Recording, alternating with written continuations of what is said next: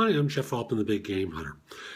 And I'm not a big fan of applying for jobs through the applicant tracking systems, but sometimes you folks insist on doing it, so I want to give you some advice if you're foolish enough to ignore my other advice and do it anyway.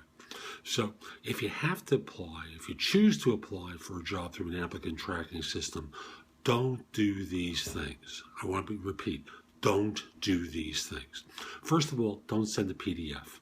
The reason is applicant tracking systems don't have a standard way of deciphering a PDF.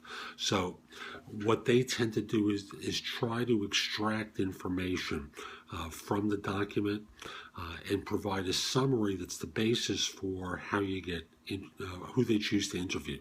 So with PDFs being an atypical format for most systems, they're going to be making mistakes. And when they make mistakes, you get rejected. So number one, don't use a PDF.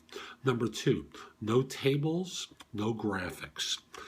Again, there are issues with how atypical graphics and tables get processed. It hurts, and thus you get rejected. Send as long a resume as you like at this point, but recognize that what you did back in the Stone Ages doesn't matter to most employers. Yes, the data may be there, but even if you get in front of the person, you're going to get rejected based upon this being old information. So if you have to go more thorough, and that's the key word, not longer, thorough, do it, but recognize the older the information is, the less attractive it is to an employer. I'm told that the way you label your professional experience is to call it work experience, that systems like that language because it's like a key to them as to what to look for. Professional experience, not the language it wants. Work experience is the language it wants. And lastly, this is a formatting thing for these systems. I just want to make sure, so I'm going to read it off a screen. The way you format it is you start with employer name, your title, and date. So not the other way around. You don't start with your title and date off to the side and then employer name underneath it. You want to start off with employer name because the system is looking for that, and then your title and then date.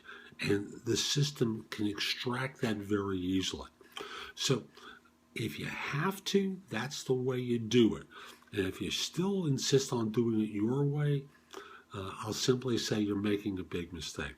I also have another video that I did about applicant tracking systems that gives you great formatting for how to make it easy for these systems. And I think really defeat the ATS by making your real experience clear. So look for that video on YouTube or on my website. I think you'll find it very helpful. This is Jeff Altman, the Big Game Hunter. I hope you enjoyed this video.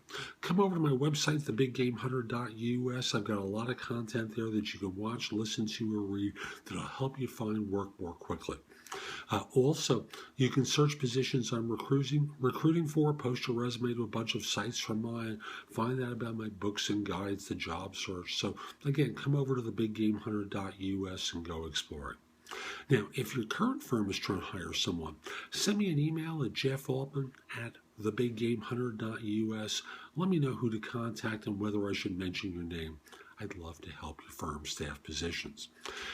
If we're not already connected on LinkedIn, send a connection request at linkedin.com/in/the-big-game-hunter.